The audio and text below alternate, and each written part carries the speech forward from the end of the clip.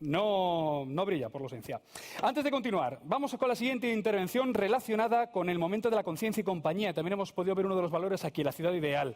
El ámbito de la seguridad y la prevención de riesgos. Por este motivo tenemos al señor Eduardo Montero, consultor para el desarrollo de negocios en seguridad y emergencias desde hace más de 20 años, dedicado especialmente a proyectos de gestión de riesgos y a la docencia universitaria. Mientras sube el compañero, les recuerdo que ustedes pueden formular preguntas de manera anónima a través del iPad que le formularé al caballero justo cuando termine su exposición. Eduardo Montero. Gracias. Bueno, primero de todo, quiero agradecer al señor Peris haber creído en mí hasta el final para que estuviera aquí. Muchas gracias. Y decirle que, desgraciadamente, yo voy a tener que improvisar también. Tengo que bajar del escenario. Me ha desmontado llevo varios días preparando mi presentación, la introducción, y con lo que él ha hablado aquí me la ha desmontado. Y voy a salir del plano de conferenciante y voy a bajar al plano de la persona, al plano de relacionarme con ustedes, porque llevo 20 años, 25 años en el mundo de la seguridad y esto no está ni preparado, ni me han pagado para esto, ni nada, pero verdaderamente que después de hablar de negocio, después de hablar de evolución, de crecimiento, que se hable de seguridad es un hito histórico en el ámbito de la seguridad. Hasta ahora, los seguratas, los que nos dedicábamos a la seguridad, éramos un tríptico a la entrada de los centros de trabajo, éramos un pequeño cursito. Estamos ante una empresa que está intentando que la seguridad sea un valor. Y no solo para incluirlo en la memoria de responsabilidad social corporativa. Lo digo esto y he querido bajar aquí porque me pone la piel de gallina decirlo, verdaderamente como consultor de seguridad. Y soy sincero, sé que hay gente, no sé si aquí habrá alguno, quizás sí, que en otras intervenciones que estuve con ellos en Gas Natural, en la sede de Barcelona, ya les dije que verdaderamente me parecía fabuloso y emocionante este planteamiento de la seguridad. Dicho esto, y verdaderamente piel de gallina, subo arriba y empiezo con mi exposición. Bien, yo lo que voy a hacer es un pequeño recorrido por, primero, cuál es el planteamiento de seguridad que tienen ustedes en la empresa, sucintamente lo que yo he entendido con la información que se me ha proporcionado. A continuación, lo que voy a explicaros es un poco cuáles son las tendencias actuales en estrategias de seguridad globales, nacionales, internacionales y corporativas. Y finalmente voy a intentar proyectar estas tendencias internacionales para buscar la consonancia con lo que ustedes están haciendo. Bien, lo primero que he hecho ha sido irme a su página web y buscar dónde hablan ustedes de cuál es su concepto de seguridad. Y lo que he hecho es un copiar-pegar y he hecho una nube de tags. He cogido y las palabras que tienen más peso las he plasmado en una nube de tags, que muchas veces las ponemos en las webs para que la gente vea en qué trabajamos y en qué nos preocupamos. Yo creo que desde un punto de vista corporativo muchas veces es interesante que hagamos esto en nuestras webs para ver qué decimos. Fíjense ustedes, yo como experto en seguridad, cuando leo lo que ustedes creen que es la seguridad o su concepción de seguridad, yo veo tres cosas. Para ustedes la seguridad es, efectivamente, evidentemente, una página que habla de seguridad, se verá la palabra seguridad, pero fíjense que la palabra que tiene más peso en una nube de tags es compromiso. Compromiso. Eso ya dice muchísimo sobre lo que ustedes hacen. Y a continuación hablan de responsabilidad. Fíjense ustedes que la palabra compromiso y la palabra responsabilidad tienen mucho que ver con acuerdos bilaterales. Y eso tiene también mucho que ver con los planteamientos de seguridad que están haciendo ustedes. Fíjense, el Plan Compromiso con la Seguridad de la Salud 2012 habla de que la seguridad es un enfoque basado en los comportamientos individuales. Se busca que todos los empleados se sientan motivados y orgullosos de trabajar en un entorno seguro. Que interioricen que la seguridad es una prioridad. Y al final, todo esto ustedes lo engranan en un gran argumento y lo que buscan es la implantación de una nueva cultura de seguridad de salud. Pero hay que tener cuidado porque la palabra cultura es una palabra muy rimbombante que se utiliza muchísimo en estrategias corporativas, pero luego hay que darle contenido. Y hay que darle continuidad. Miren, cuando hablamos de cultura corporativa, hablamos de aproximadamente 5 cosas que meter en el saco de la cultura. Hablamos de la experiencia, de los hábitos y las costumbres. Hábitos sería cosas que hacemos a corto plazo y cuando un hábito se traslada a toda la vida de una persona ya es una costumbre. Creencias y valores. Normalmente, cuando se quiere construir una cultura corporativa, se intenta que sea la empresa la que dé esto. Cuando hablamos de la construcción de una verdadera cultura corporativa, lo que buscamos es que el individuo y la empresa compartan de una forma abierta, de una forma sinérgica y que entienda todo el mundo y que se comparta una experiencia, unos hábitos, unas costumbres, unas creencias y unos valores. Esto es lo que construye una cultura corporativa. Bien, pues ustedes se han metido en un jardín. Cuando ustedes dicen que lo que queremos es tener una cultura de seguridad, ¿qué es lo que están intentando construir? Pues una serie de experiencias, hábitos, costumbres, creencias y valores. Y esto va más allá de la implementación de una serie de procedimientos. Esto es mucho más que ponerse el casco y esto es mucho más que ponerse un arnés para trabajar. Esto es una pretensión corporativa enorme. El señor Peris nos estaba diciendo, vamos a hacer, vamos a hacer, vamos a hacer. Y en su declaración institucional de misión, visión corporativa y valores están diciendo, vamos a hacer todo esto, pero lo vamos a hacer con seguridad. Fíjense, todos estos datos que nos han dado ahora de crecimiento y proyección llevan implícitos a hacer todo eso desde un punto de vista de promoción de la seguridad y de creación de cultura. Cuidado, esto es muy complicado. Porque al final, la seguridad, visto por ustedes y desde un punto de vista académico, es un compromiso entre dos partes, entre empresa y trabajador, en el que se va a producir una serie de transacciones y en la que hay un papel interdependiente que debe aportar cada parte. Y esa es una de las cosas que estuvimos trabajando en las sesiones previas, que la empresa está aportando muchos parámetros de seguridad y al final, que lo veremos un poquito ahora, nos estamos dando cuenta que no podemos aportar nosotros solos la cultura de seguridad. También tenemos que contar con que el empleado, si lo que queremos es conseguir seguridad a través de la cultura de seguridad, es también que aporte una parte. Bien, fíjense, según datos que me pasaron para construir esta presentación, tenemos como referencia, el 90% de los accidentes que ustedes están teniendo son por comportamientos inseguros. Me hubiera mosqueado que me hubieran pasado una cifra mayor, ¿vale? Pero un 90% es por comportamientos inseguros. Básicamente por exceso de confianza, falta de liderazgo intermedio y porque no hay percepción del riesgo.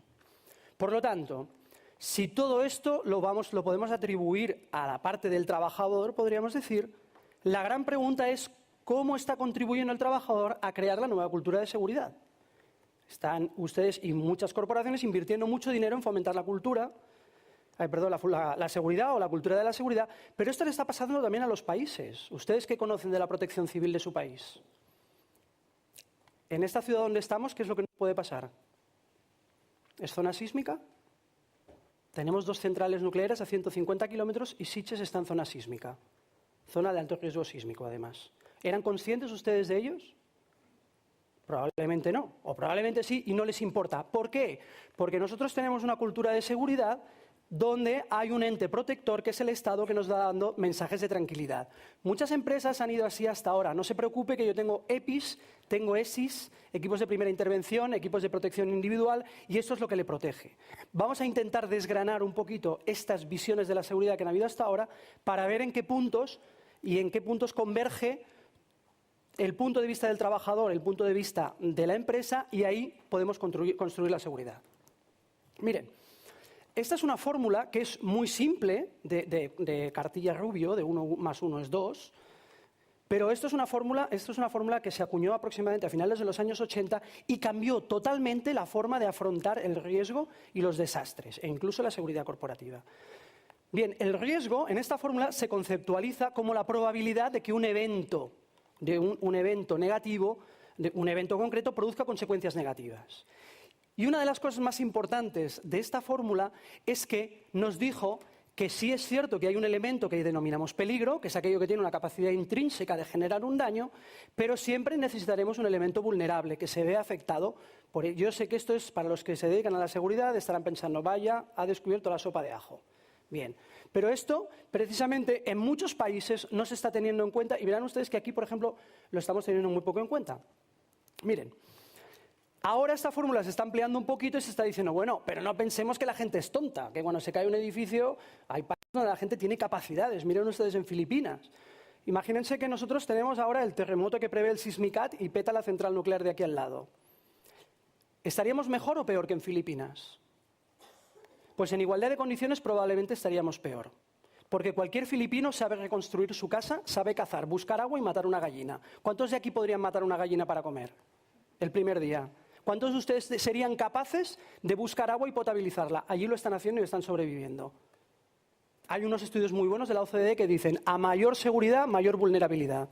¿Por qué? Porque yo me alejo de la autoprotección ancestral. Yo me alejo de la autoprotección ancestral. En según qué países oyen un tiro, ¡boom!, y huyen. Nosotros oímos un tiro y decimos champán. Y vamos a ver qué ha pasado. ¿Vale? Por esta sensación, la preferencia por la normalidad que constantemente nos están lanzando los medios de comunicación. Una curiosidad sobre esta preferencia por la normalidad. Fíjense ustedes a partir de ahora, cada vez que hablen de un desastre en la tele, siempre dirán que ha sido el más grande de la historia, el más grande de los últimos 10 años. Si cogiéramos la hemeroteca, cada 2 años se produce el desastre más grande de los 10 últimos años. Por esta preferencia por la normalidad. A mí no me va a pasar, soy ciudadano americano, etcétera, etcétera. Bien, por lo tanto, ahora está modificándose esta visión y se está viendo que, bien, la vulnerabilidad es importante analizarlo, pero también es importante analizar las capacidades. Por lo tanto, nosotros, en igualdad de condiciones, podemos ser más vulnerables que los filipinos ante la misma situación, pero porque somos menos capaces. Bien, vamos a hablar, yo he querido poner este símbolo porque es importante, de lo que es el concepto generalizado actual de la seguridad, ¿vale? Estas manos que protegen, estas manos que soportan. ¿Cuál es el concepto actual? Fíjense, la seguridad en realidad, o es una palabra que utilizamos mal, es un estado de ánimo. La seguridad es un estado de ánimo, una percepción. Yo me siento seguro, me siento inseguro. Cuando hablamos de seguridad, en realidad nos referimos a protección.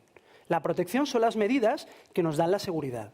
¿De acuerdo? Lo que ha hecho Cristian brillantemente aquí al principio de explicarnos este plan de evacuación es una medida de protección. ¿Qué fin tiene? Que nos sintamos más seguros. ¿De acuerdo? Muchas veces se confunde el término, pero a veces es importante separarlo. ¿De acuerdo? Bien. Bien. Nuestra sociedad, ya en el año 80 y pico, se denomina una sociedad del riesgo. Vivimos en una sociedad en la que constantemente asumimos y aceptamos riesgos y muchas veces nos olvidamos de ello. Todos conducimos, ¿verdad?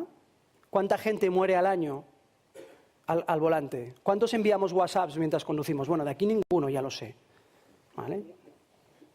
No, hombre, no se hace. ¿Alguien envía WhatsApp mientras conduce? Nadie, ¿verdad? Nadie consulta el mail. Todos lo hacemos. ¿Por qué? Porque asumimos riesgos. Asumimos riesgos. ¿Por qué? Porque a mí no me va a pasar, o porque el coche tiene airbag, o porque tengo la columna deformable, la del coche, no la mía, porque tengo un seguro que lo va a cubrir y porque no pasa nada porque soy yo. ¿De acuerdo? Esto es cultura del riesgo, es una cultura protectiva. Estamos llenos, nos bombardean a mensajes que nos dicen no te va a pasar nada, no te va a pasar nada, hay estructuras superiores a ti que te protegen. Hace unos años era Dios el que nos protegía y ahora es la tecnología quien nos protege.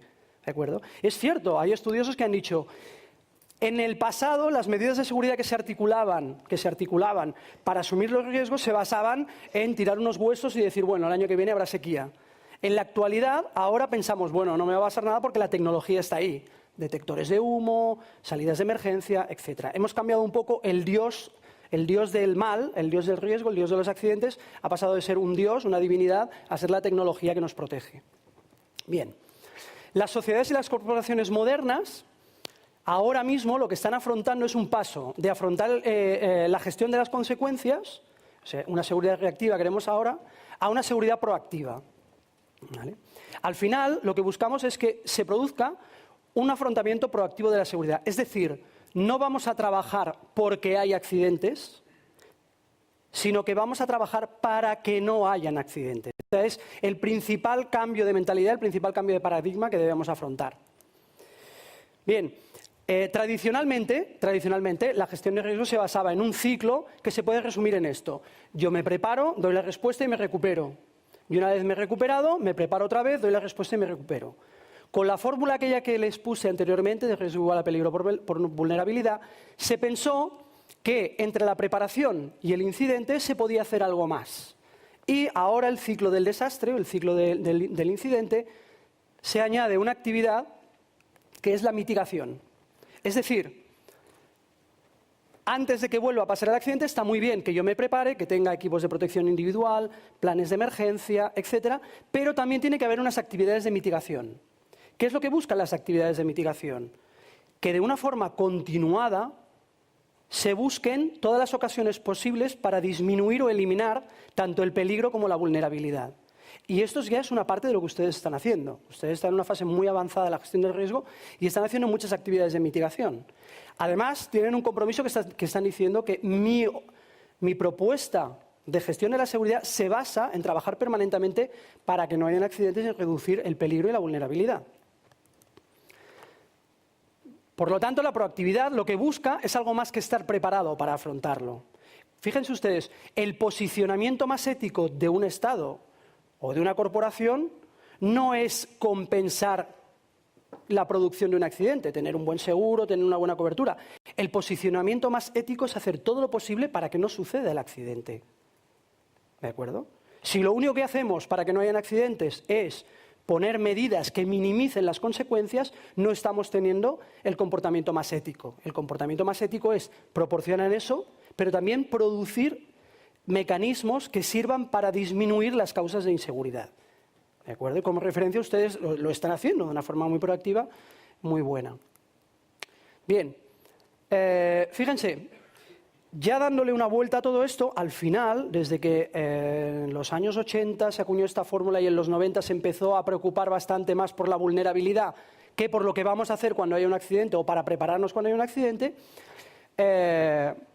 ahora la seguridad lo que se ha visto es que se debe fundamentar más en actitudes personales que no solo en actitudes organizativas.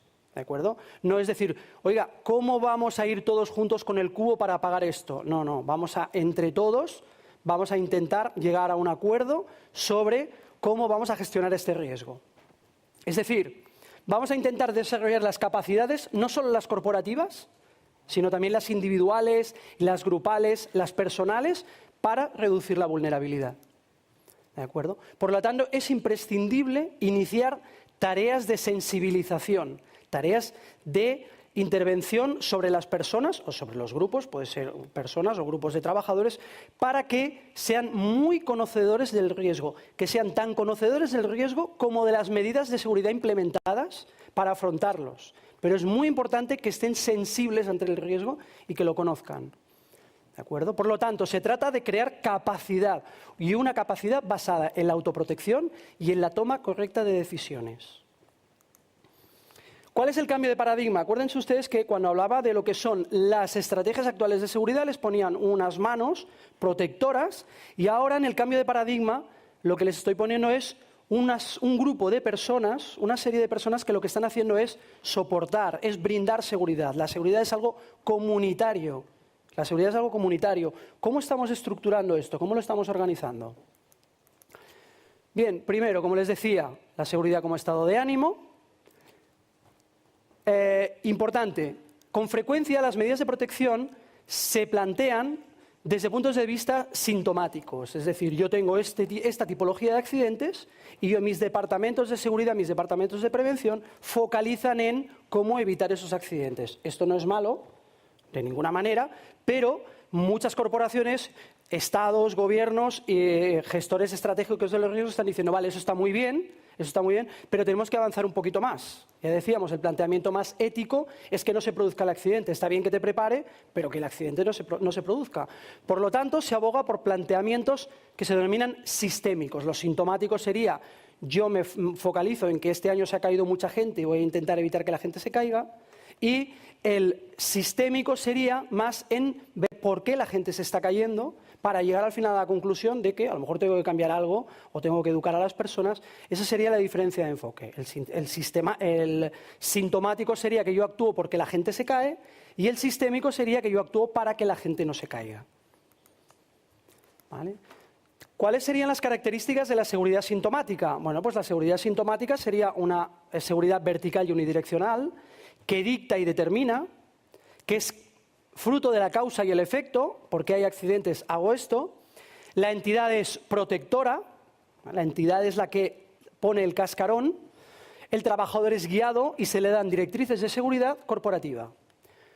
¿Cuál sería el enfoque de una seguridad sistémica? La seguridad sistémica es transversal y bidireccional, se dialoga, explica, escucha, pacta. Además, es un proceso continuado, eso también pasa con la sistémica, pero se fundamenta en la autoprotección. No hay un ente externo que a mí me protege, no hay un Dios o no hay una tecnología, no hay una empresa que me protege. Yo voy a trabajar para que sea el trabajador el que se protege. Es un proceso conjunto y pactado. Y al final, con esto lo que conseguimos es lo que se denomina la gobernanza del riesgo y la cultura de la seguridad, que es a lo que ustedes aspiran. Vamos a ver qué es la gobernanza del riesgo. La gobernanza del riesgo, encontrarán centenares de textos que hablan sobre esto porque es lo más moderno en seguridad. Es un enfoque sistémico, no basado en los accidentes, sino basado en conseguir la seguridad, no en evitar solo los accidentes, pero que está basado en la cooperación y en la participación. Importantísimo, la cooperación y la participación de todas las partes. Desde el punto de vista de la gobernanza del riesgo, este cambio de paradigma, este cambio de escenario de la seguridad, se fundamenta en un modelo integral, en un modelo muy transversalizado de seguridad que se basa principalmente en intervenciones a todos los niveles. Y el resultado es una estrategia que integra y da operatividad a todo lo que hemos hecho que sea sintomático, es decir, todo lo que hagamos de prevención de accidentes, etcétera, lo integramos en esta estrategia de seguridad, pero le damos un contexto social y un contexto corporativo, un contexto de diálogo. Es decir, cogemos todo aquello que estábamos haciendo y que está muy bien y que, fíjense, que reduce los accidentes muchísimo, pero le vamos a dar una esfera más colaborativa y una esfera más social. El ejemplo más patente de esto es la ISO 31000, es una ISO de 2009. Es una ISO 2009 que, fíjense ustedes, que es un estándar que actualmente ya está recomendado por Naciones Unidas para la gestión del riesgo, tanto corporativo como estatal o comunitario. Y la ISO 31000 lo que viene a decir no es algo muy diferente a lo que ustedes están haciendo. No es algo muy diferente, es muy parecido. La ISO 31000 lo primero que dice es que, bueno, para gestionar la seguridad primero tiene que haber un mandato corporativo. Ustedes ya lo tienen. Ya lo tienen, porque en misión, en la visión y en los valores, que los valores es lo que nos dice cómo vamos a cumplir la misión y cómo vamos a ir hacia la visión, ya lo estamos diciendo que lo vamos a hacer con seguridad. Por lo tanto, ya hay alguien, es decir, ya hay alguien muy arriba de Gas Natural Fenosa que está diciendo, oiga, todo lo que hagamos, dicto y mando que se haga con seguridad. Cuando incorporamos algo a los valores corporativos es porque alguien muy arriba lo está diciendo. Por lo tanto, necesitamos un mandato compromiso que ya tenemos. ¿Qué necesitamos? La creación de un marco organizacional para la gestión de riesgos. Ustedes ya lo tienen incorporado en la responsabilidad social corporativa. Ese es el marco en el que se incorpora, un marco conceptual. Luego tenemos que poner en marcha un proceso de gestión de riesgos. Ustedes ya lo tienen. Luego veremos el de la ISO 31000. Periódicamente hay que hacer una observación y una revisión del marco organizativo y una mejora continuada de este marco organizacional. Y casualmente, esta reunión funcional está haciendo esto. En definitiva, aquí, una de las 4 líneas de acción, innovación, etcétera, que se están trabajando, es la seguridad. Por lo tanto, ustedes ya están implementando el marco de gestión que se referencia en la ISO 31000. Ahora mismo estamos aquí. Estamos observando el marco organizacional e intentando hacer una mejora continuada, transversalizando el proceso de la seguridad. Si nos vamos al proceso de gestión de riesgos de la ISO 31000, los que son del gremio conocerán y verán que esto es un proceso estándar de gestión de riesgos. El análisis, la identificación, análisis, evaluación y entonces hago el tratamiento del riesgo. En algunas corporaciones más modernas como ustedes, a esto le incluimos un feedback que me permite hacer una vigilancia y revisión de todo el proceso y hacer que sea un proceso continuado, como viendo las consecuencias de mi tratamiento del riesgo, haciendo unas evaluaciones finales de lo que yo haga y además transversalizando en todos los procesos. ¿Qué es lo que propone la ISO 31000? Y que impacta directamente la generación de una cultura de seguridad. Pues, primero de todo, establecer un contexto. Esta es la clave a la hora de desplegar cualquier cultura de seguridad o a la hora de hacer cualquier cambio de paradigma corporativo en la seguridad, establecer el contexto. ¿Qué es el establecimiento del contexto? Preguntarnos a nosotros mismos por qué y para qué estamos haciendo esto. ¿Qué pasó cuando salió la Ley de Prevención de Riesgos Laborales? ¿Por qué hicimos aquello? ¿Por qué? ¿Porque reflexionamos y dijimos a partir de ahora vamos a darles derechos de protección a los trabajadores? Pues no. Las empresas lo hicieron porque la ley les obligó. Ahora mismo ustedes no están obligados a hacer esto, pero con toda probabilidad han hecho un establecimiento de contexto y hayan visto que para progresar hacia el futuro ustedes lo que tienen que hacer es un desarrollo de una política de seguridad. Por lo tanto, la ISO 31000 lo que está proponiendo es esto, que ustedes primero digan para qué y por qué estoy haciendo esto, ya lo están diciendo, y luego hagamos el proceso normal de gestión de riesgos. ¿Cómo proyectamos esto hacia la creación de una cultura corporativa? Porque la ISO 31000 también lo que prevé es que de aquí aparezca una cosita que le llaman comunicación y concertación. ¿Qué significa esto? Cuando ustedes adopten este proceso o uno similar y establezcan el contexto, lo primero que tienen que hacer es detectar a todas las personas que van a estar implicadas en el proceso de creación de la cultura de seguridad. A todas. Porque si esta cultura tiene que ser una cultura proactiva, sinérgica, compartida, pues yo para ser sinérgico, colaborativo, compartido, lo que tengo que buscar es cuál va a ser mi interlocutor y ponerme en su plano y hablar con él. Por lo tanto, la ISO 31000 y los procesos estos modernos de gestión de riesgo lo que les están diciendo es, no, esto no es una seguridad en la que tú dictamines cuáles van a ser las medidas, no. Esto es una seguridad participativa. ¿Ustedes creen que la fuerza de trabajo que tienen ahí fuera no pueden contribuir a construir la seguridad? Seguramente tienen algún proceso que ya lo prevea. Seguramente. Pero no hay nada como hablar con los demás para el establecimiento de comportamientos seguros. Y nosotros lo hacemos a diario. No educamos a nuestros hijos para que se comporten de forma segura a diario. Es lo que se está pidiendo. Lo que se está diciendo ahora es a la población, a la sociedad o a los trabajadores, si ustedes quieren desarrollar una cultura de seguridad, pónganlos en un plano de igualdad y dialoguen sobre seguridad. Que no sea solo una seguridad vertical que viene de arriba, que es impuesta, no. Tenemos que hablar y tenemos que entender, porque fíjense una cosa, ¿el concepto de riesgo que tienen ustedes es el mismo que tiene el trabajador? ¿Es el mismo? Yo no espero que me lo respondan, ¿eh? Si me lo respondieran esto ya sería la organización perfecta. Pues probablemente en muchos casos no lo sepan. Y con frecuencia todos los planes y estrategias grandes de seguridad fallan porque son verticales y no se ha escuchado la voz del que al final es el receptor. ¿O ustedes, Protección Civil, les está preguntando algo? ¿Les ha preguntado algo la Protección Civil? Pues la propia Organización de Naciones Unidas está diciendo los planes de protección civil, en general, los planes de desastre de la mayoría de países fallan porque no se ha hablado con la población. Ustedes han visto que a pesar de la cantidad de bomberos, embarcaciones, helicópteros, planes, ¿qué sensación tienen? ¿Que hay menos desastres o que hay los mismos? Mi sensación es que hay los mismos. ¿Por qué? Porque no hemos iniciado este proceso. Le hemos dicho a la gente, no se preocupe, cuando haya una inundación ya vendré yo a salvarle. No se preocupe. Al trabajador le estamos diciendo, oiga, no te preocupes, que cuando subas a un andamio te pones esto y no pasará nada. No, ahora lo que nos están diciendo es, un momentito, vamos a sentarnos y vamos a hablar. Oye, ¿tú cómo ves esto? El trabajo en altura, ¿qué percepción tienes? ¿Tienes tiempo siempre para ponerte esto? ¿No tienes tiempo? ¿Cómo lo ves? Esta es la gran idea y el gran planteamiento que se está haciendo para el cambio de paradigma. Es decir, sí, de acuerdo a todo esto que hemos estado haciendo hasta ahora, pero primero detectemos con quién vamos a hacer esto y luego establezcamos unos canales de comunicación con los cuales durante todo el proceso yo voy a explicar qué es lo que estoy haciendo y por qué lo estoy haciendo. Porque lo que no podemos es desperdiciar la oportunidad que me da una masa laboral o una masa ciudadana enorme que puede decir mucho en todo este proceso.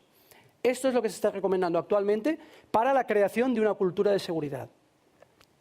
El proceso técnico formal que hemos hecho siempre para la gestión del riesgo, pero le vamos a añadir un apartado de comunicación, concertación, consulta que me sirva para buscar aquella complicidad, buscar aquella colaboración de las partes que van a recibir finalmente esta seguridad. Bien, los principios básicos de la gestión de riesgos de la ISO 31000 lo que permite, primero, y lo que persiguen, es la creación de valor.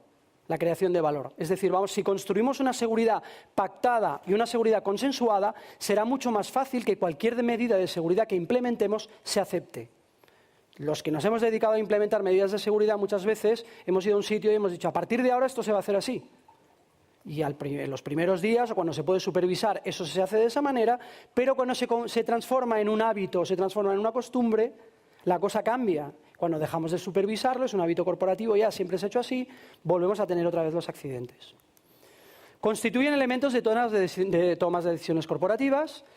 Tienen especialmente en cuenta factores humanos y culturales, esto es muy importante, son transparentes y participativos, dinámicos, reiterativos y proactivos, y facilitan la mejora continuada y permanente del desarrollo corporativo. Por lo tanto, lo que estamos haciendo es construir una seguridad, pero fíjense ahora cómo estamos intentando construir la sociedad.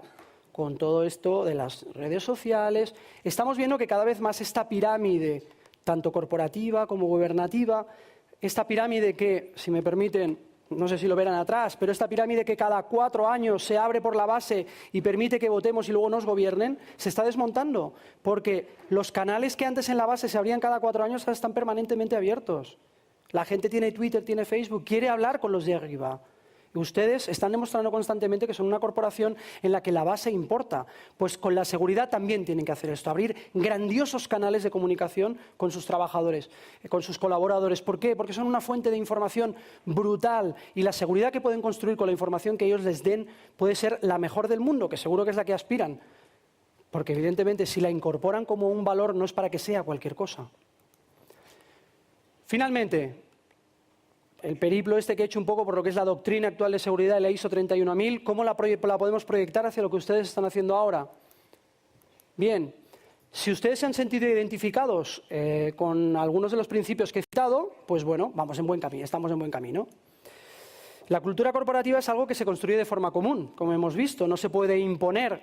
Hemos estado hasta ahora imponiéndola y hemos visto que en muchas ocasiones está fallando. No cesen de intentarlo, pero denle tiempo.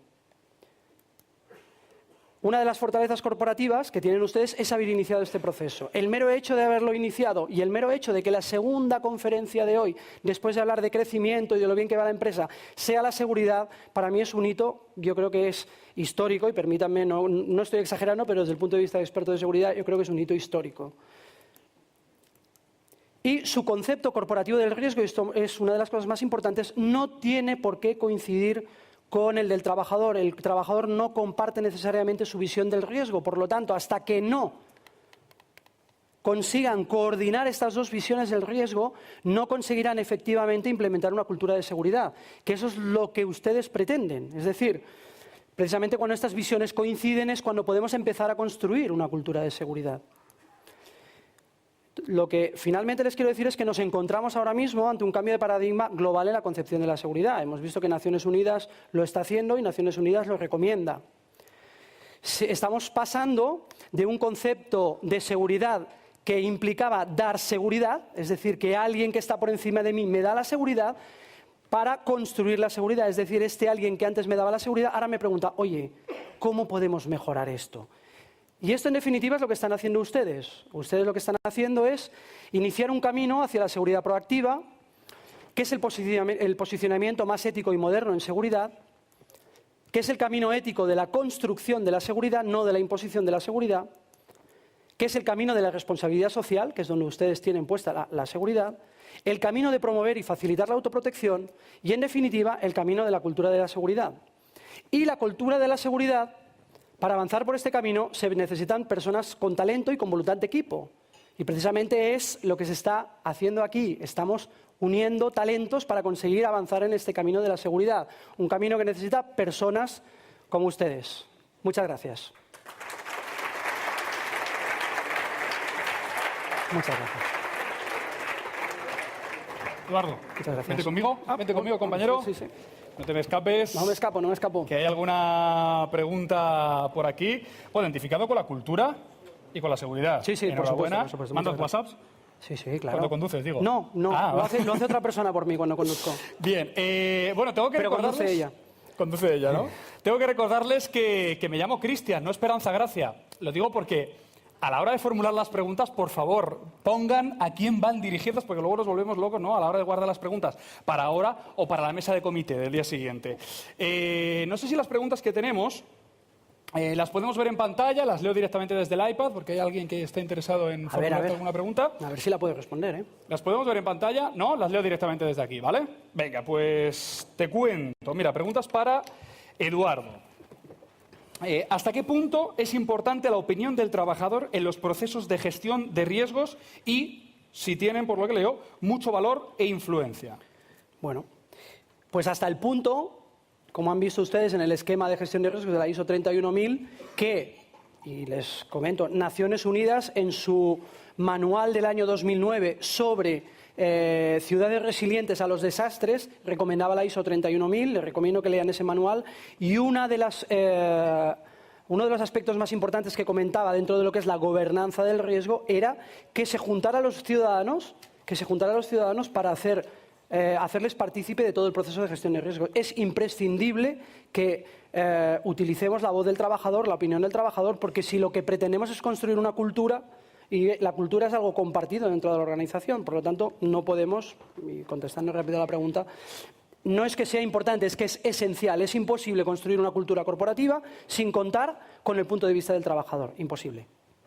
Nos dicen también que si la ISO 31000 es un proceso certificable. No, la ISO 31000 es una de las ISOs que no son certificables, pero son altamente recomendables. Sí que es cierto que durante un tiempo casi todas las empresas se morían de ganas de poner en su web o en sus documentos que tenían otra ISO, la ISO 9001, la 14000. La ISO 31000 no es una ISO de sello, pero sí que es una ISO que desde un punto de vista, por ejemplo, estratégico, decir que una corporación tiene implementado un proceso de gestión de riesgos ISO 31000 a la hora de hacer estrategias de expansión de negocios en algunos países puede ser un hito interesante e importante, pero no es certificable.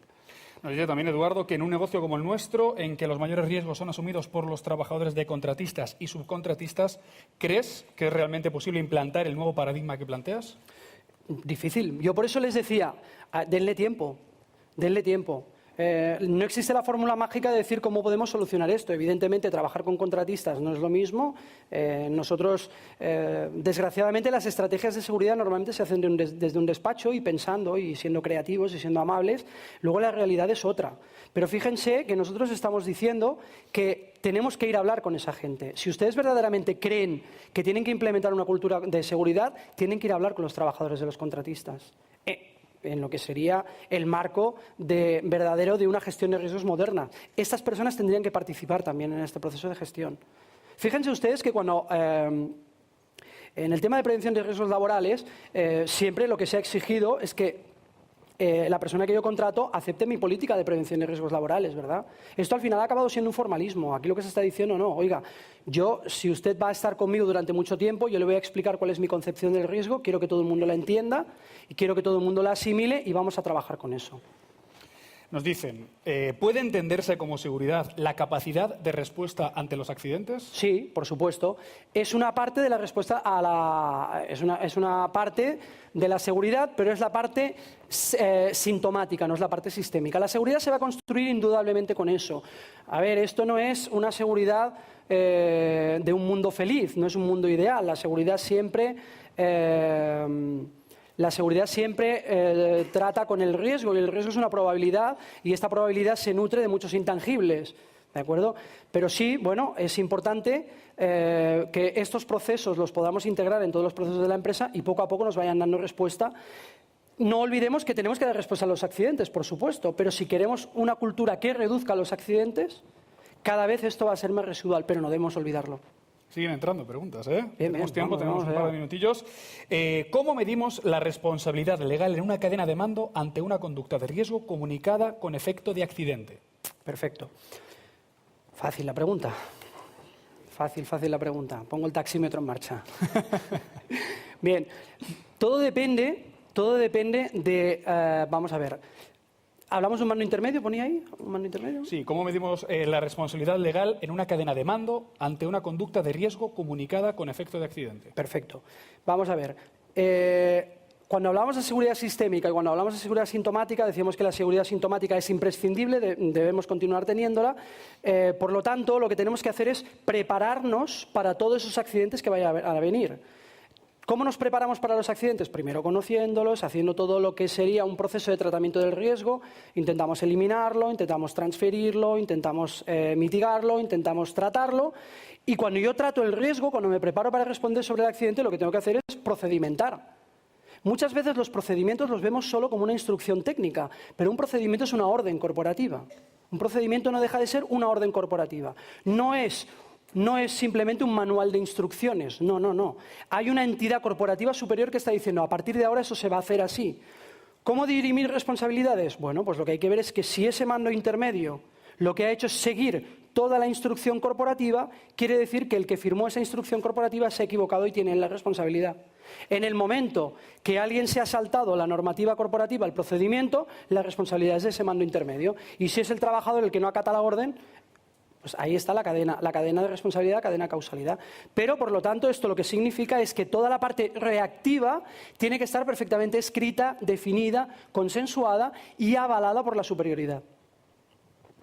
Y una más, seguridad, un compromiso entre dos partes. Sí. ¿No sería más adecuado decir que debería ser una inquietud de quienes hacen las cosas? Por supuesto. Por supuesto. De quién hace las cosas, pero eso sería muy bueno matizarlo. ¿Quién hace las cosas? ¿Quién hace las cosas? Ahí es cuando viene el compromiso. Y creo que fue una de las cosas que verdaderamente me pidieron que habláramos aquí.